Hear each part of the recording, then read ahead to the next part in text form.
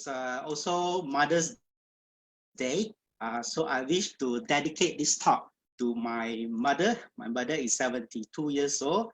So I would like to dedicate this talk to my mom and all the mothers in the world, wishing all mothers be safe, be healthy, and be happy. So with that, let's dive in our talk. Let's give me a moment to activate my PowerPoint slides.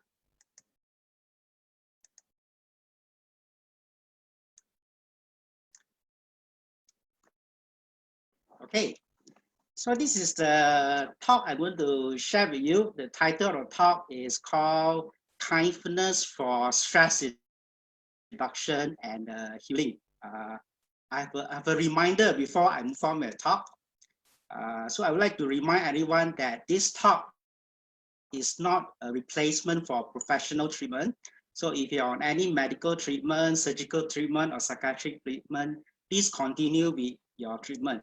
Don't use whatever I'm sharing with you to replace your treatment, but you can use these exercises and the things that I share with you to complement your treatment. So with that, we'll start the talk. Many of you are aware that I'm a psychiatrist.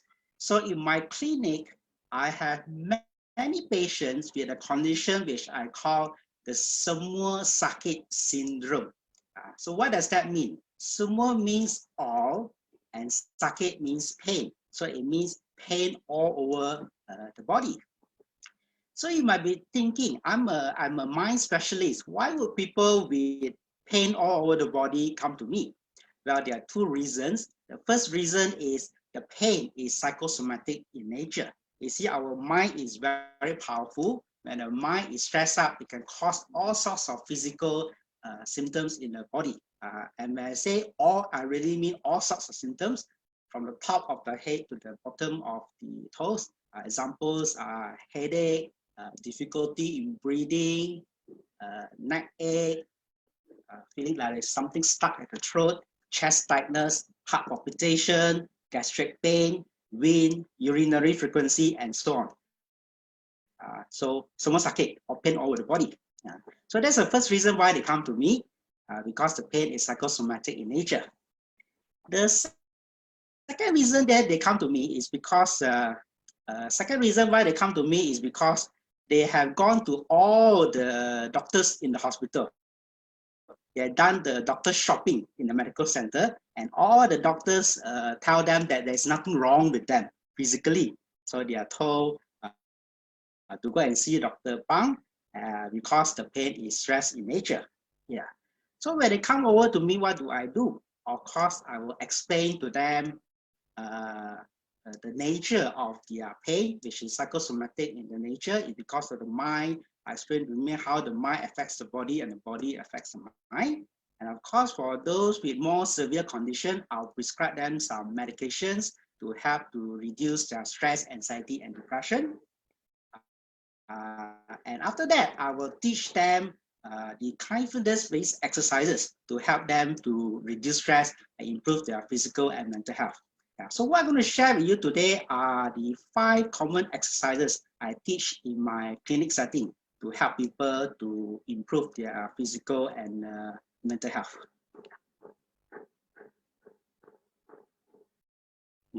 So whatever I'm sharing with you is based on the principles of kindfulness. That's why the title of this talk is Kindfulness for Stress Reduction and Healing. Before I teach you the exercises, we're going to have a lot of practical sessions afterwards. Let me share with you the history and the concept of kindfulness. The word kindfulness was actually coined by Venerable Ajahn Brahm. For those who do not know Ajahn Brahm, he's actually the abbot of the Bodhiana Monastery in Perth, Australia. He's also a Cambridge graduate and the disciple of the late Venerable Chancha. So Ajahn Brahm is the one who coined the word kindfulness, and he coined this word to emphasize the importance of practicing mindfulness together with kindness. So mindfulness on itself is not enough. You need kindness.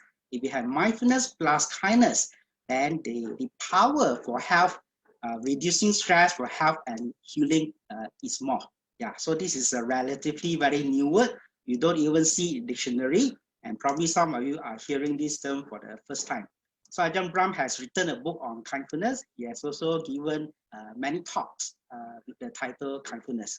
And so this morning's talk, the title Kindfulness for Stress Reduction and Healing, is actually inspired by the work of Ajahn Brahm and the term that he coined, kindfulness. So let me explain a little bit more on kindfulness. So kindfulness is mindfulness plus kindness. And what is mindfulness? There are many definitions of mindfulness. In my training, I define mindfulness as remembering to pay attention to the present moment experience. And this present moment experience can be something external or something internal. External present moment experience includes what we see with our eyes or what we hear. And the internal present moment experience can be our thoughts, our feelings, and also our bodily sensation. So mindfulness is remembering to pay attention to the present moment experience, external and internal. And right mindfulness is actually part of the Noble Eightfold Path of the Buddha's teaching. In the contemporary world, through the pioneering work of Dr. John Kabat-Zinn, mindfulness has been integrated in modern medicine and psychotherapy to help people reduce stress, anxiety, and depression. And there have been a lot of scientific to support the effectiveness of mindfulness for physical and mental health. So that is a little bit of introductions of mindfulness. Now we go to kindness. Yeah. So I've talked about mindfulness. So I'll talk a little bit on the kindness. Kindness means compassion. Kindness means loving kindness. Kindness means being gentle, be graceful, be loving. Yeah.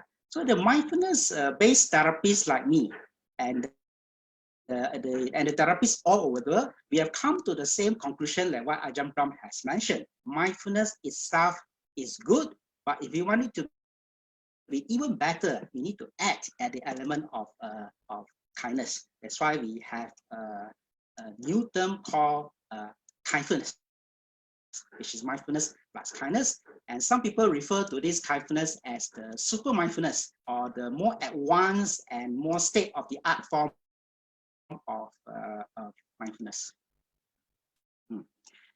Let me help you to consolidate your understanding of kindfulness a little bit more by telling you a little story. The name of the story is The Emperors with Three Questions.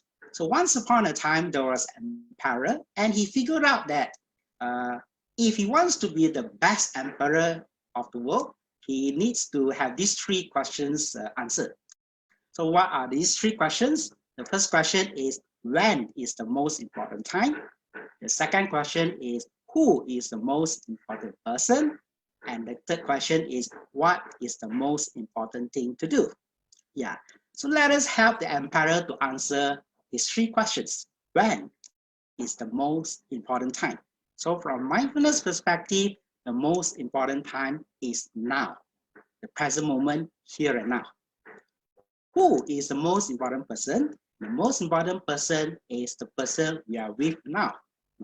So from an interpersonal point of view, when we are relating to people, as you are relating to me now, as you're online, then I'll be the most important person to you. That's from an interpersonal relationship point of view. But if we apply mindfulness for health and healing, then we are dealing more of a relationship with ourselves, the intrapersonal relationship. So when we relate to ourselves, the most important person is actually myself, my mind and body. And when is what is the most important thing to do? The most important thing to do is to care for the person we are with now. And from a personal health and healing point of view, as caring for ourselves, our mind and body. Yeah. So when is the most important time? Now. Who is the most important person? The person we are with now. For health and healing, now. The person is actually ourself, mind, body. And the most important thing is to care for ourselves or mind, our body. Yeah. So that's also another way of explaining kindfulness. Okay, so these are the 5 exercises I'll be sharing with you. So I'll give you a preview before I go into the details. The first exercise is called kindful body stretching. This is very good for relaxing the body and relieving body aches. The second exercise is kindful breathing. This is very good for calming the mind. And the third one is butterfly hug. This is useful for relieving fear, worries, and traumatic memories. The fourth exercise is kindful healing hand. This is good for physical pain, which are psychosomatic in nature. And the last exercise is called kindful body scan. This is very good for helping us to have good sleep. Yeah, so we go through all this together.